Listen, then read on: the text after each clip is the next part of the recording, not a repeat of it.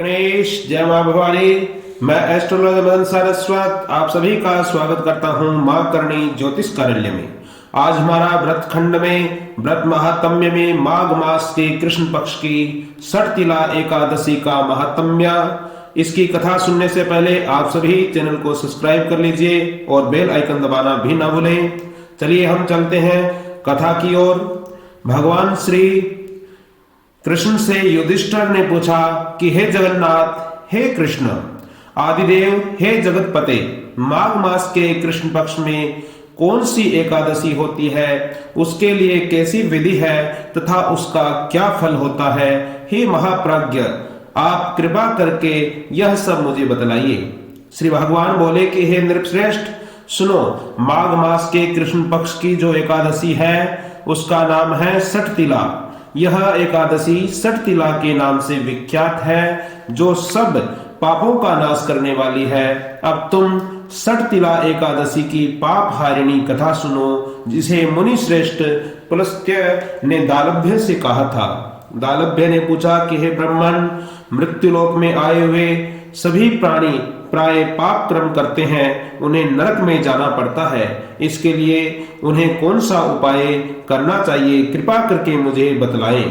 पुलस्त्य जी ने कहा कि हे महाभाग, तुमने बहुत अच्छी बात पूछी है, मैं तुम्हें बतलाता हूँ, सुनो। माघ मास आने पर मनुष्य को चाहिए कि वह नहा धोकर पवित्र होकर इंद्रियों को संयम में रखते हुए काम, क्रोध, अहंकार, लोभ और चुगली आदि सभी बुराइयों से दूर रहकर देवादिदेव भगवान विष्णु का स्मरण करके जल से पैर धोकर भूमि पर पड़े हुए गोबर का संग्रह करें। उसमें तिल और कपास छोड़कर 108 पिंडिकाएं बनाएं। फिर माघ में जब आद्रा या मूल नक्षत्र आए तब कृष्ण पक्ष की एकादशी करने के लिए नियम ग्रहण करें। भली भांति स्नान करके पवित्र होकर शुद्ध भाव से देवादिदेव श्री विष्णु भगवान की पूजा करें। कोई भूल हो जाने पर श्री कृष्ण का नाम उच्चारण करें। रात को जागरण और होम करें। चंदन, अर्गजा, कपूर, नैवेद्य आदि सामग्री से शंख, चक्र और गदा धारण करने वाले देव देवेश्वर श्री हरि की पूजा करें। तत्पश्चात उनके नाम का स्मरण करके बारंबार श्री हरि की कथा का स्मरण करें।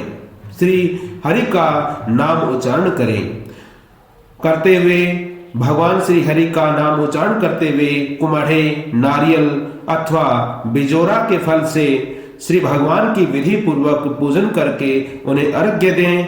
अन्य सब सामग्रियों के अभाव में 100 सुपारियों द्वारा भी आप पूजन कर सकते हैं, अर्घ्य दान दे सकते हैं।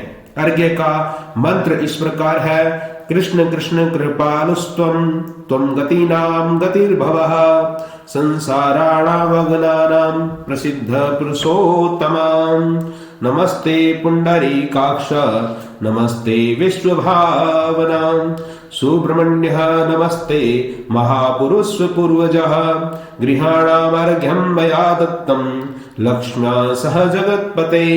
इस मंत्र का आप उच्चारण करें। इसका अर्थ है, सच्चिदानंद स्वरूप श्री कृष्ण, आप बड़े दयालु हैं। हम आश्रयहीन जीवों पर आप आश्रय दाता होइए।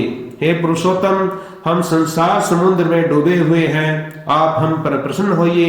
हे कमल नयन, आपको हम नमस्कार करते हैं। हे विश्व भावन, आपको हम नमस्कार करते हैं। सुब्रह्मण्य महापुरुष, सबके पूर्वज हैं, आपको नमस्कार है। हे जगतपते, आप लक्ष्मी के साथ मेरा दिया हुआ यह अर्घ्य स्वीकार करें। तत्पश्चात ब्राह्मण की पूजा करें, उसे जल का घड़ा दान करें, साथ ही छाता, जूता और वस्त्र भी दें। दान करते समय ऐसा कहें कि हे, इस दान के द्वारा भगवान श्री कृष्ण मुझ पर प्रसन्न हो। अपनी शक्ति के अनुसार श्रेष्ठ ब्राह्मण को काली गौ का दान करें। द्विज श्रेष्ठ विद्वान पुरुष को चाहिए कि वह तिल से भरा हुआ पात्र भी दान करें। उन तिलों के बोने पर उनमें जितनी शाखाएं पैदा होती है, उतने हजारों वर्षों तक स्वर्गलोक में प्रतिष्ठित होता है वह पुरुष।